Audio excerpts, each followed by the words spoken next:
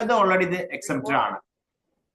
ഇപ്പൊ എല്ലാം നമുക്ക് പിന്നെ എന്ത് ചെയ്യാൻ പറ്റില്ല, ഇൻഫർമേഷൻ ചോദിക്കാൻ പറ്റില്ല. For example, effect the sovereignty integrity of India, security of ഇന്ത്യനൊക്കെ ബാധിക്കുന്ന വിഷയങ്ങൾ ചോദിച്ചാൽ ഉത്തരം കിട്ടണമെന്നില്ല കേട്ടോ. പിന്നെ ഫോറിൻ സ്റ്റേറ്റുമായിട്ടുള്ള റിലേഷൻസ്, അമേരിക്കയായിട്ടുള്ള റിലേഷൻസ് ഒക്കെ വെച്ചിട്ട് നമുക്ക് ചോദിക്കാൻ പറ്റില്ല. പിന്നെ അതുപോലെ തന്നെ incitement, incitement and offence, breach of privilege, പാർലമെന്റിനും സ്റ്റേറ്റിനും കോടതിക്കോ ചില പ്രിവിലേജ് ഒക്കെ ഉണ്ട്, അതൊക്കെ ബ്രീച്ച് ചെയ്താൽ. പിന്നെ അതുപോലെ തന്നെ എന്ത് ചെയ്യാണ്, പിന്നെ കണ്ടംപ്റ്റ് ഓഫ് കോർട്ടിന്റെ വിഷയങ്ങൾ ഉണ്ടായാല്, പിന്നെ അങ്ങനത്തെ ട്രേഡ് സീക്രട്ട് ബന്ധപ്പെട്ട കാര്യങ്ങളൊക്കെ വരുന്ന കാര്യങ്ങൾ. പിന്നെ അതുപോലെ തന്നെ ഫിസിക്കൽ സേഫ്റ്റി, പേഴ്സണൽ ഏതെങ്കിലുമൊക്കെ ബാധിക്കുന്ന കാര്യങ്ങൾ, അങ്ങനത്തെ കാര്യങ്ങളൊക്കെ ഉണ്ട്. ക്യാബിനറ്റ് പേപ്പേഴ്സ്, ഇൻവെസ്റ്റിഗേഷൻ പ്രോസസിന്റെ ഭാഗങ്ങൾ, പേഴ്സണൽ ഇൻഫർമേഷൻസ്, ഇതൊന്നും എന്ത് ചെയ്യാൻ പറ്റില്ല, ചോദിക്കാൻ പറ്റില്ല കേട്ടോ. അതല്ലാത്ത നമുക്ക് എന്ത് ചെയ്യാം, ചോദിക്കാം.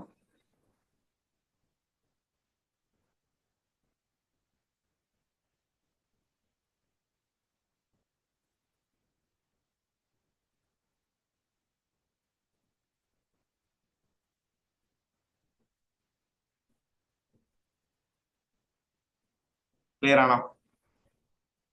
പിന്നെ അപ്പം അതാണ് അതുമായി ബന്ധപ്പെട്ട കാര്യങ്ങൾ പറയുന്നത്. പിന്നെ അതുപോലെ തന്നെ ചില പെനാൽറ്റി ഒക്കെ അതിൽ പറയുന്നുണ്ട്. ഇപ്പൊ നമുക്ക് ഇൻഫർമേഷൻ കറക്റ്റ് സമയത്ത് കൊടുത്തില്ലേ പെനാൽറ്റി ഉണ്ടാവും. ഓക്കെ, ആ ആക്ക്. പിന്നെ case of failure of provide information, അല്ലെങ്കിൽ ഇൻകറക്റ്റ് ഇൻഫർമേഷൻ കൊടുത്തു കഴിഞ്ഞാൽ പ്രശ്നമാണ്. ടൈം ഫ്രെയിം എന്ന് പറയുന്നത് 30 ദിവസമാണ്. റിക്വസ്റ്റ് ചെയ്ത് 30 ദിവസത്തിനുള്ള ഇൻഫർമേഷൻ കൊടുക്കണം എന്നുള്ളതാണ്. പിന്നെ അതുപോലെ തന്നെ for the matters concern life of liberty ഒക്കെ ആണെങ്കിൽ എന്ത് ചെയ്യണം, വിത്തിൻ 48 അവേഴ്സിനുള്ളിൽ കൊടുക്കണം എന്നാണ് കേട്ടോ. ഇപ്പൊ ഇത് കിട്ടിയില്ല, നമുക്ക് ഇൻഫർമേഷൻ നമ്മൾ സാറ്റിസ്ഫൈഡ് അല്ല, അപ്പീൽ കൊടുക്കാൻ പറ്റും. അതിനടുത്ത് അപ്പീൽ ബോഡി ഉണ്ടാവും, അതിലേക്ക് പോകാൻ പറ്റും. ഓക്കെ, ഇതിൽ ചില റീസെന്റ് ഭയങ്കര അമെന്റ്മെന്റ് വന്നിരുന്നു. റൈറ്റ് ഇൻഫർമേഷൻ ആക്ട് 2019 അമെന്റ്മെന്റ് ചെയ്തിരുന്നു. അതിൽ ടേംസ് ആൻഡ് കണ്ടീഷൻസ്, ഇൻഫർമേഷൻ കമ്മീഷണേഴ്സിന്റെ അവകാശങ്ങളൊക്കെ കുറച്ചുകൊണ്ടുള്ള എന്താണ്, അധികാരങ്ങൾ കുറച്ചുകൊണ്ടുള്ള ഒരു ഇതുണ്ടായിരുന്നു. നിങ്ങളൊന്ന് വായിക്കണേ. അതിന്റെ വ്യത്യസ്ത സംബന്ധപ്പെട്ട ക്വസ്റ്റ്യൻസ് ഓൾറെഡി അന്ന് UPSC ചോദിച്ചതാണ്. പിന്നെ അതുപോലെ തന്നെ സെൻട്രൽ ഗവൺമെന്റ് എന്ത് ചെയ്യാൻ പറ്റും, മുമ്പ് വരുന്ന അവർക്ക് ഒരു ഫിക്സ്ഡ് സാലറിയും കാര്യങ്ങളൊക്കെ ഉണ്ടായിരുന്നു. അപ്പൊ ആ അവകാശം കൂടെ കുറച്ച് സെൻട്രൽ ഗവൺമെന്റ് എന്ത് ചെയ്യുക, ടേംസും സാലറി അലവൻസും കാര്യങ്ങളൊക്കെ തീരുമാനിക്കാനുള്ള അവകാശം സെൻട്രൽ ഗവൺമെന്റിന് ആക്കി മാറ്റി. അവർക്ക് ഉണ്ടായത് ചില പ്രത്യേക അധികാരങ്ങളൊക്കെ എന്താണ് കുറയ്ക്കുന്ന രീതിയിലാണ് അത് ഉണ്ടായത് കേട്ടോ. പിന്നെ digital personal data protection act 2023. Okay, പിന്നെ അതുപോലെ തന്നെ പേഴ്സണൽ ഇൻഫർമേഷൻസ് ഡിസ്ക്ലോഷർ ഒഴിവാക്കിയതിന്റെ ഭാഗമായിട്ട്. ഓക്കെ,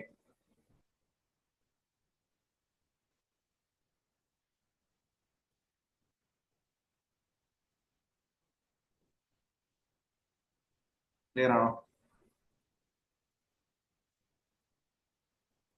അതൊക്കെയാണ് അതിൽ അറിയേണ്ടത്. ഇപ്പൊ നമ്മളിങ്ങനെ ഇൻഫർമേഷൻ ഒരു ജനങ്ങളുടെ റൈറ്റ്സ് ആക്കി കൊടുക്കുമ്പോൾ അതിന്റെ സിഗ്നിഫിക്കൻസ് എന്താ അല്ലെ? ഒന്നെന്ന് പറയുന്നത് സിറ്റിസനെ എംപവർ ചെയ്യാൻ പറ്റും. നമ്മൾ ഇവിടെ നടക്കുന്ന കാര്യങ്ങൾ, ഗവൺമെന്റ് പറയുന്ന കാര്യങ്ങൾ നമുക്ക് അറിവുണ്ടാവണം. സ്വാഭാവികമായിട്ട് സിറ്റിസൺ എംപവേർഡ് സിറ്റിസൺ ആയിട്ട് മാറും, അല്ലെങ്കിൽ നോളജബിൾ ആയിട്ട് സിറ്റിസൺ ആയിട്ട് മാറുമ്പോൾ സ്വാഭാവികമായിട്ട് അത് രാജ്യത്തിന്റെ ഒരു വളർച്ച തന്നെയാണ്. പോളിസിയും ഡിസിഷൻസും കാര്യങ്ങളൊക്കെ കുറിച്ച് അവർക്ക് ധാരണ വേണം. രണ്ട് ട്രാൻസ്പെറൻസിയാണ്, എന്താണ് അവിടെ നടക്കുന്നത് ജനങ്ങൾക്ക് എന്ത് ചെയ്യാം, നല്ല ഗവർണൻസിന്റെ ഒരു ഭാഗമാണ് ട്രാൻസ്പെറൻസി എന്ന് പറയുന്നത്. എന്താണ് അവിടെ എന്താണ് നടക്കുന്നത് നമുക്ക് എന്തായിട്ടും അറിയാൻ പറ്റും. അക്കൗണ്ടബിലിറ്റി ഉണ്ടാവും, ഗവൺമെന്റ് ഉദ്യോഗസ്ഥരും ഗവൺമെന്റ് ഓഫീസിനൊക്കെ അക്കൗണ്ടബിൾ ആവും ജനങ്ങളോട്. പിന്നെ കറപ്ഷൻ കുറയ്ക്കാൻ പറ്റുമോ, പുറത്തു കൊണ്ടുവരാൻ പറ്റും അല്ലെ? പിന്നെ അതുപോലെ തന്നെ എന്ത് ചെയ്യാണ്, വെൽഫെയർ സ്കീംസ് ഒക്കെ ഏറ്റവും നല്ല രീതിയിൽ ഇംപ്ലിമെന്റേഷൻ ചെയ്യാൻ പറ്റും. MG NRG റിപ്പോർട്ട്സ് ഒക്കെ നോക്കിയാലേ മനസ്സിലാവും. പിന്നെ അപ്പൊ അത് ഒക്കെ എന്താണ് അതിന്റെ സിഗ്നിഫിക്കൻസ് ആണ്. ഇൻഫർമേഷൻ ചില്ലറ കാര്യമില്ല, വളരെ സംഭവമായിട്ടുള്ള കാര്യമാണ് കിട്ടിക്കഴിഞ്ഞാൽ. പക്ഷെ നേരിടുന്നതിൽ ചലഞ്ചസ് ഒരുപാടുണ്ട്. ഫംഗ്ഷണൽ ചലഞ്ചും സ്ട്രക്ചറൽ ചലഞ്ചും പ്രൊസീജിയർ ചലഞ്ചും ഒക്കെ നേരിടുന്നുണ്ട് കേട്ടോ. മെയിൻസ് പോയിന്റ് ഓഫ് വ്യൂ വളരെ ഇമ്പോർട്ടന്റ് ആയ ടോപ്പിക്കാണ്, നോക്കി വെക്കണം കേട്ടോ. അടുത്ത വർഷമൊക്കെ 10-20 വർഷമാവില്ല, അപ്പൊ ചോദ്യം സാധ്യതയുണ്ട്. ഫംഗ്ഷണൽ ചലഞ്ച് എന്ന് പറയുന്നത് പിന്നെ ഇതിന്റെ ചില റിപ്പോർട്ടൊക്കെ വന്നിട്ടുണ്ടോ, സുധാരക് നഗരിക് റിപ്പോർട്ടൊക്കെ വന്നിട്ടുണ്ട്. ഒന്ന് ഡിഫങ്ക്ട് ഇൻഫർമേഷൻ കമ്മീഷണേഴ്സ് ഒക്കെയാണ് വേക്കൻസീസ് ഒക്കെ.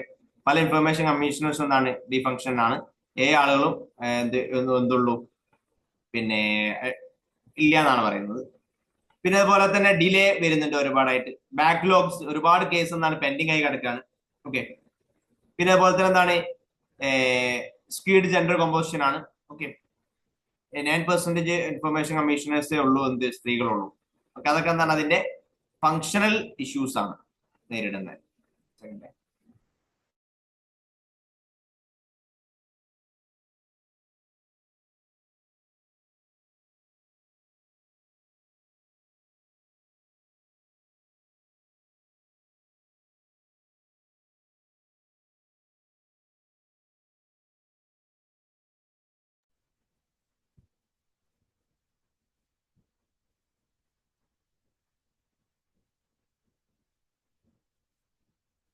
അപ്പൊ അതൊക്കെ എന്താണ് നേരിടുന്ന ഫങ്ഷണൽ ഇഷ്യൂസ് ആണ്.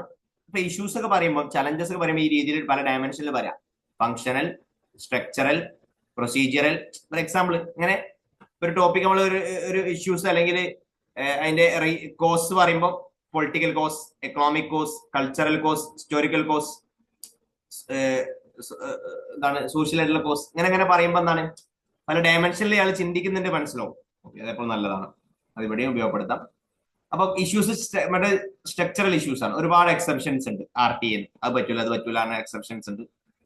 പിന്നെ എന്ത് ചെയ്യുന്നത്, authorities laying outside the public authority definition പറയുന്നത്. ഓക്കെ, ഇപ്പൊ PMK ഫണ്ടൊക്കെ എന്താണ് പബ്ലിക് അതോറിറ്റി അല്ല എന്നൊക്കെ പറഞ്ഞത്. അപ്പൊ അങ്ങനെയുള്ള വിഷയങ്ങൾ. പിന്നെ ഡയലൂഷൻ അമെന്റ്മെന്റിലൂടെ പല മാറ്റങ്ങളും വരുത്തിയത്. അതൊക്കെ എന്താണ് അതിന്റെ സ്ട്രക്ചറലി അതിനെ ബാധിച്ച പ്രശ്നങ്ങളായിട്ട് നമുക്ക് എന്ത് ചെയ്യാൻ പറ്റും, പറയാൻ പറ്റും. ഓക്കെ, ഡീറ്റെയിൽ ആയിട്ട് അതിന്റെ എക്സ്പ്ലനേഷൻ ഒക്കെ വായിക്കണേ. പിന്നെ പ്രൊസീജിയറൽ ഇഷ്യൂസ് ഉണ്ട്, ബ്യൂറോക്രാറ്റിക് അസിസ്റ്റൻസ്. പല കാര്യങ്ങൾ കൊണ്ടുവരുമ്പോൾ ബ്യൂറോക്രസി ആണ് എന്ത് ചെയ്യലാണ്, അംഗീകരിക്കുക പലതും. Non complaints. ഓക്കെ, പിന്നെ പലപ്പോഴും political parties information officer appointed എന്ന് പറയുന്നത് ഒന്നും ആരും കേട്ടിട്ടില്ല പലരും. പിന്നെ അവയർനെസ്, പല ആളുകൾക്കും ഇത് അറിയില്ല എന്നൊക്കെ പറയാൻ പറ്റും.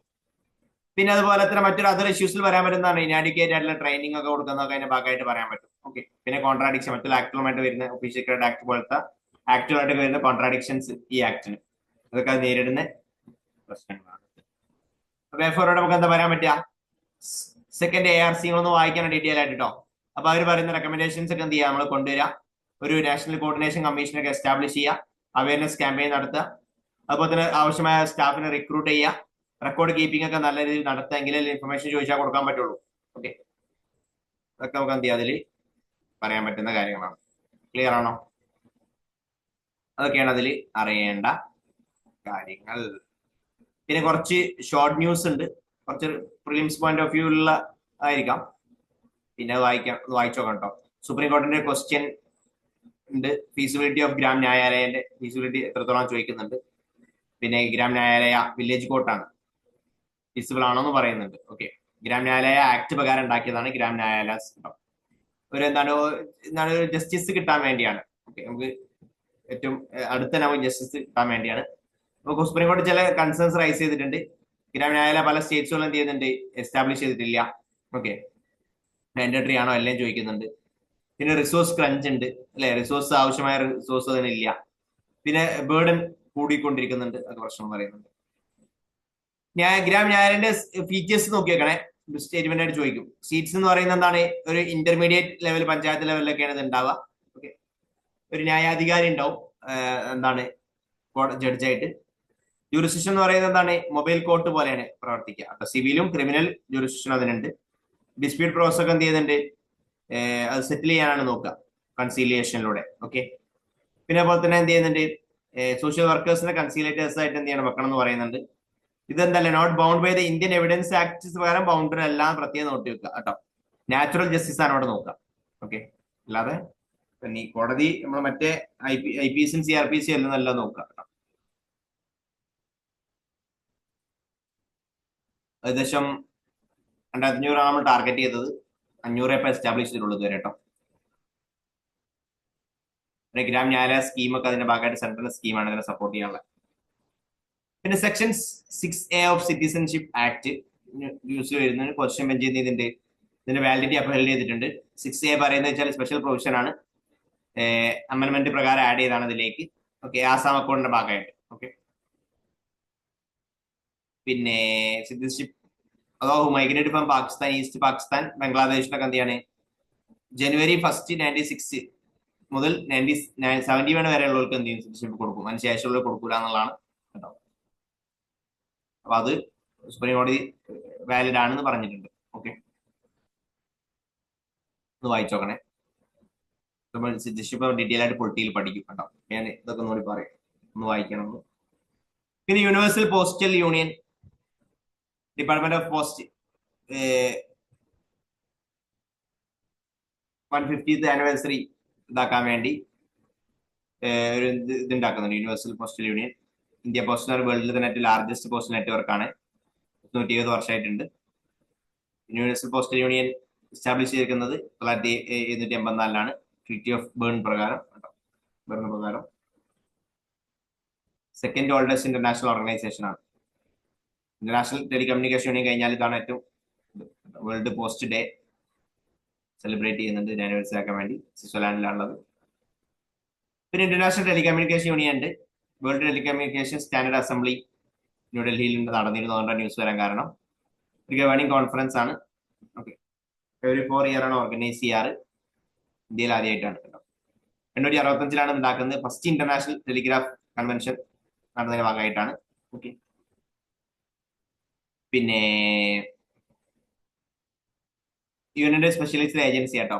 ഡിജിറ്റൽ ടെക്നോളജി ബന്ധപ്പെട്ട കാര്യങ്ങളൊക്കെ ഈ മേഖലയിൽ നോക്കാൻ വേണ്ടിയിട്ടുള്ളത്. 93 കൺട്രി ഉണ്ട്. ഇന്ത്യ ഇതാണ്, ജനീവയാണ് അതിന്റെ ഹെഡ്ക്വാർട്ടേഴ്സ്. ഇന്ത്യ അതിലും കൂടാണ്. ഷോർട്ട് ന്യൂസ് ഒന്ന് വായിച്ചാൽ മതി. ആ മെയിൻസ് പോയിന്റ് ഓഫ് വ്യൂ ഉള്ള ന്യൂസുകൾ വളരെ ഡീറ്റെയിൽ ആയിട്ട് വായിക്കണം. ഓക്കെ, ഇമ്പോർട്ടന്റ് ആണ് കേട്ടോ. അതിൽ ഏറ്റവും ഇമ്പോർട്ടന്റ് എനിക്ക് തോന്നുന്നത് റൈറ്റ് ഇൻഫർമേഷൻ ആക്ട് വളരെ ഇമ്പോർട്ടന്റ് ആണ്. ക്വസ്റ്റ്യൻ പ്രതീക്ഷിക്കാം മെയിൻസിൽ. പിന്നെ നമ്മൾ പറഞ്ഞത് ഫ്രീ ലീഗൽ എയ്ഡ്. പിന്നെ മറ്റൊരു ന്യൂസ് ഉണ്ടായിരുന്നത് ജൻ യോജന അഭിയാൻ.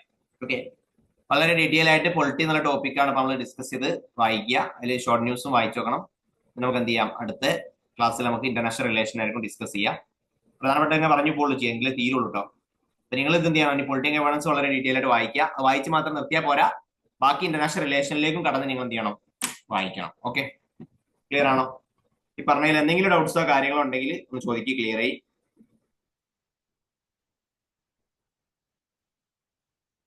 എന്ത് ഡൗട്ട് ഉണ്ടെങ്കിൽ ചോദിക്കും.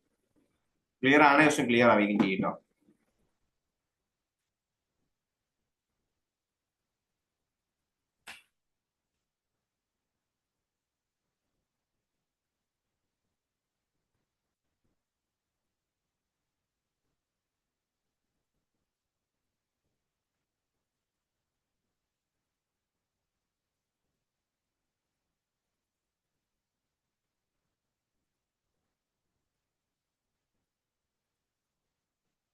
ക്ലിയർ ആണോ? പിന്നെ പൊളിറ്റി വായിച്ച് തുടങ്ങാത്തവർക്ക് അതിന് ബുദ്ധിമുട്ടുണ്ടാവാം. ഓക്കെ, എങ്കിലും ഇത് വായിക്കണേ. കറണ്ട് അഫയേഴ്സ് ചില ടോപ്പിക്കുകളൊക്കെ ഇപ്പം നമുക്ക് അതിന്റെ സ്റ്റാറ്റിക് ആയിട്ടുള്ള ഭാഗങ്ങൾ അറിയാതിരിക്കുമ്പോൾ ബുദ്ധിമുട്ടുണ്ടാവാം. എങ്കിലും വായിക്കണം, വായിക്കാതിരിക്കരുത്. ഓക്കെ, ശരി. ബാക്കി നമുക്ക് നെക്സ്റ്റ് ക്ലാസ്സിൽ നോക്കാം. ഓക്കെ, ഈ വീക്ക് എടുത്ത ക്വസ്റ്റ്യൻ ടോപ്പിക്കിന്റെ ക്വസ്റ്റ്യൻ അയച്ചുതരാം കേട്ടോ. അത് നിങ്ങൾ ആൻസർ ചെയ്യണേ.